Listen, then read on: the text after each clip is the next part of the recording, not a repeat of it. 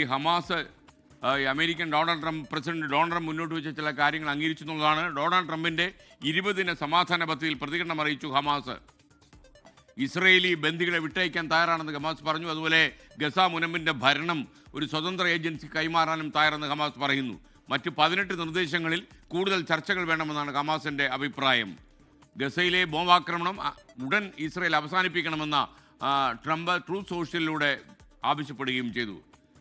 കൂടുതൽ വിവരങ്ങളുമായി അമേരിക്കയിൽ നിന്ന് മധു കൊട്ടാരക്കര ചേരുന്നു. അതേപോലെ സെൻട്രൽ ന്യൂസ് ഡെസ്കിൽ നിന്ന് വി ദിലീപ് കുമാറും ചേരും. ആദ്യം അമേരിക്കയിലേക്ക് മധു കൊട്ടാരക്കര. Good morning. മധു, ശരിക്കും ഈ ഹമാസിൻ്റെ പ്രസ്താവന ട്രംപിനെ ഒന്ന് സന്തോഷിപ്പിച്ചിട്ടുണ്ട്.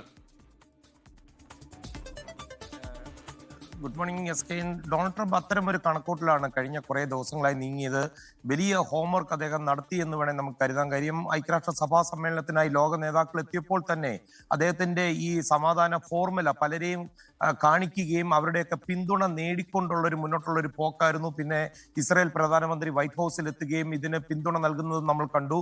ഇപ്പോൾ US പ്രസിഡന്റ് ഡൊണാൾഡ് ട്രംപ് മുന്നോട്ട് വെച്ച ഈ 20 പോയിന്റ് പീസ് പാക്കേജ് പ്രകാരം എല്ലാ ഇസ്രായേലി ബന്ദികളെയും, അതായത് മരിച്ചവരെയും ജീവനോടെയും വിട്ടയക്കുവാൻ ഹമാസ് സമ്മതിച്ചിരിക്കുകയാണ്. SKN ഏതാണ്ട് 48 പേരാണ് ഇപ്പോഴും വിട്ടുകിട്ടാനുള്ളത്. അതിൽ 20 പേരാണ് ജീവനോടിരിക്കുന്നതെന്നാണ് ഇസ്രായേലിന്റെ ഒരു കണക്കൂട്ടൽ. അതുപോലെ മധ്യസ്ഥരിലൂടെ ഈ കരാർ ഫൈനലൈസ് ചെയ്യുവാൻ തയ്യാറാണെന്ന് ഹമാസ് നേതൃത്വം അല്പമണിക്കൂറുകൾ മുമ്പ് അറിയിച്ചിട്ടുണ്ട്. ഗസയിൽ സമാധാനം കൊണ്ടുവരാൻ ഈ ഹമാസ് തയ്യാറായി കഴിഞ്ഞുവെന്ന് ഡൊണാൾഡ് ട്രംപും ഔദ്യോഗികമായി അറിയിച്ചിട്ടുണ്ട്. ഇതോടെ ഈ ഗസയിലെ ബോംബിംഗ് ഉടൻ നിർത്തണമെന്ന് ഇസ്രായേലിനോട് ട്രംപ് ആവശ്യപ്പെട്ടിട്ടുണ്ട്. ബന്ദികളെ മോചിപ്പിക്കാൻ, അതുപോലെ ഗസയിൽ സമാധാനം കൊണ്ടുവരുവാനും ഒക്കെ ഇത് വളരെ അത്യാവശ്യമാണെന്നാണ് ഡൊണാൾഡ് ട്രംപ് പറയുന്നത്.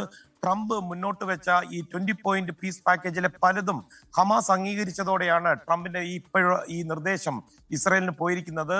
നേരത്തെ SKN ഇന്നത്തെ പകൽ കടുത്ത ഭാഷയിൽ ഡൊണാൾഡ് ട്രംപ് ഹമാസിന് മുന്നറിയിപ്പ് നൽകിയിരുന്നു. ബന്ദികളെ മോചിപ്പിക്കുവാൻ ഒരു മാക്സിമം ഞായറാഴ്ച വരെയുള്ള ഒരു സമയമാണ് ട്രംപ് നൽകിയത്. അതേസമയം ഈ ഹമാസിനെ നിരായുധീകരിക്കണമെന്നുള്ള ഒരു ആവശ്യത്തിലാണ് ഹമാസ് നേതൃത്വം പ്രധാനമായും ഇപ്പോൾ ഇടഞ്ഞു നിൽക്കുന്നത്. എന്നാൽ ഡൊണാൾഡ് ട്രംപിന്റെ ഈ നിർദ്ദേശമൊക്കെ പോയിട്ടും ഇപ്പോഴും ഇസ്രയേലിൽ, അതായത് ഗസയിൽ കനത്ത ബോംബിംഗ് ആണ് ഇസ്രായേൽ സൈന്യം നടത്തിക്കൊണ്ടിരിക്കുന്നതാണ് ഏറ്റവും ഒടുവിൽ നമുക്ക് ലഭിക്കുന്ന റിപ്പോർട്ടുകൾ. ഗസ പട്ടണത്തിന്റെ ഹൃദയഭാഗമായ താരത്തീനി തെരുവുകളിലെല്ലാം ഇസ്രായേൽ ആക്രമണം കഴിഞ്ഞ മണിക്കൂറുകളിൽ കടുപ്പിച്ചിട്ടുണ്ടായിരുന്നു. ഇസ്രായേൽ പ്രതിപക്ഷ നേതാവ് യായിർ ലാപിഡ് എത്രയും പെട്ടെന്ന് സമാധാന ശ്രമവുമായി മുന്നോട്ട് പോകണമെന്ന് നെതന്യാഹുവിനോട് ആവശ്യപ്പെട്ടു കഴിഞ്ഞു. ഈ ഹമാസിന്റെ പ്രതികരണം വന്നതോടെ ട്രംപിന്റെ പാക്കേജിലെ ആദ്യഘട്ടം നടപ്പിലാക്കുവാൻ ഇസ്രായേൽ തയ്യാറാണെന്ന് അറിയിക്കുകയും ചെയ്തിട്ടുണ്ട്. പ്രസിഡന്റ് ട്രംപിന്റെ 20 പോയിന്റ് പീസ് പാക്കേജുമായി ഇസ്രായേൽ മുന്നോട്ട് പോകും. അതുപോലെ ഗസ യുദ്ധം അവസാനിപ്പിക്കുന്നതിന് ട്രംപിന്റെ ഇപ്പോൾ പശ്ചിമേഷ്യയിലുള്ള ടീമുമായി പൂർണ്ണ സഹകരണത്തോടെ ഇസ്രായേൽ പ്രവർത്തിക്കുമെന്നാണ് നെതന്യാഹുവിന്റെ ഓഫീസ് കഴിഞ്ഞ മണിക്കൂറിൽ അറിയിച്ചത്.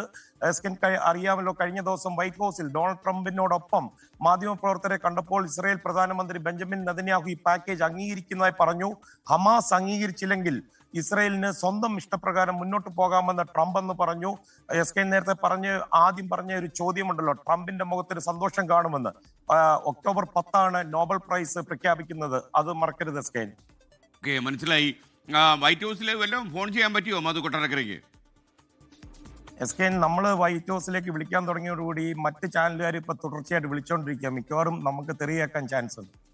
അല്ലേ, ഞാൻ സ്വപ്നം കാണുന്നത്, ഈ അടുത്തിടെ കണ്ട ഒരു സ്വപ്നം എന്ന് പറഞ്ഞാൽ ഡൊണാൾഡ് ട്രംപിനെ മധു കൊട്ടാരക്കര അഭിമുഖം ചെയ്യുന്നതാ. സംഭവിച്ചുകൂടാന്നില്ല.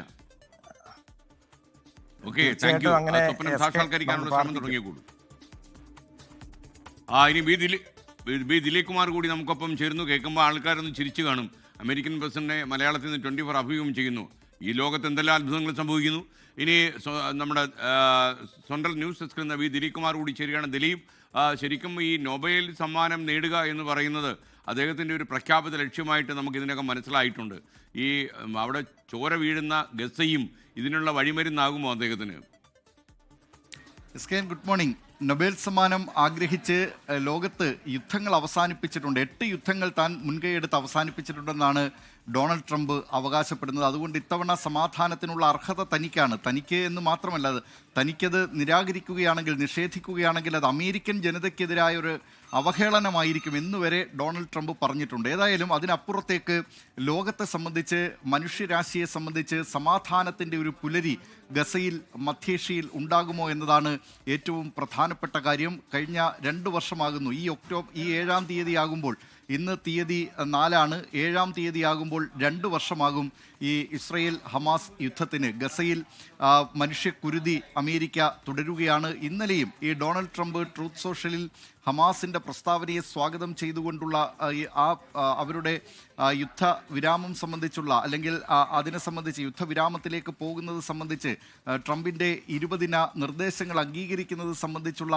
ആ പോസ്റ്റ് ട്രൂത്ത് സോഷ്യൽ പങ്കുവച്ചതിന് ശേഷവും അവിടെ ഇസ്രായേൽ ഗസയിൽ ബോംബാക്രമണം നടത്തി എന്നാണ് മാധ്യമങ്ങൾ റിപ്പോർട്ട് ചെയ്യുന്നത്.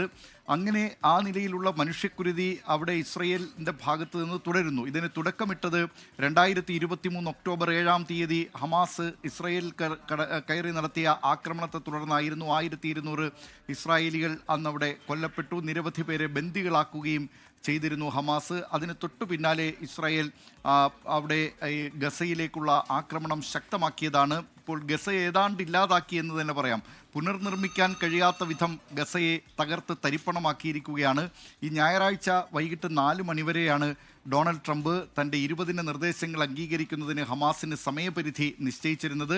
ആ സമയപരിധിക്കകം ഇക്കാര്യത്തിലൊരു തീരുമാനമെടുത്തില്ലെങ്കിൽ ഗസയെ പൂർണ്ണമായും ഇല്ലാതാക്കും എന്ന നിലയിലുള്ള പ്രഖ്യാപനമായിരുന്നു ട്രംപും നടത്തിയിരുന്നത്.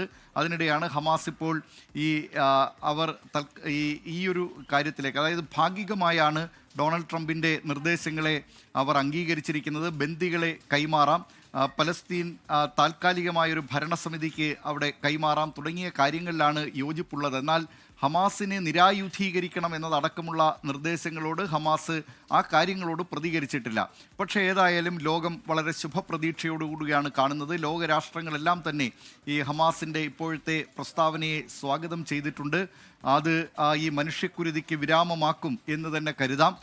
നിരവധി സ്ത്രീകളും കുഞ്ഞുങ്ങളുമാണ് ഈ അധിനിവേശത്തിലൊക്കെ കൂടുതലായി കൊല്ലപ്പെടുന്നത്.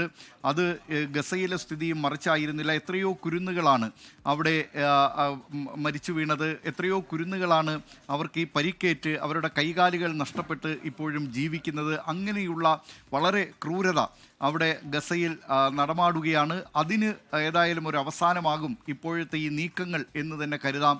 അതിലേക്ക് ഇനി എത്ര ദിവസം, എത്ര മണിക്കൂറുകൾ എന്നതാണ് ഇനി ലോകം കാത്തിരിക്കുന്നത്. Thank you. ദിലീപ് കുമാറാണ് നമുക്കൊപ്പം ചേർന്ന് സെൻട്രൽ ന്യൂസ് ഡെസ്കിൽ നിന്ന്.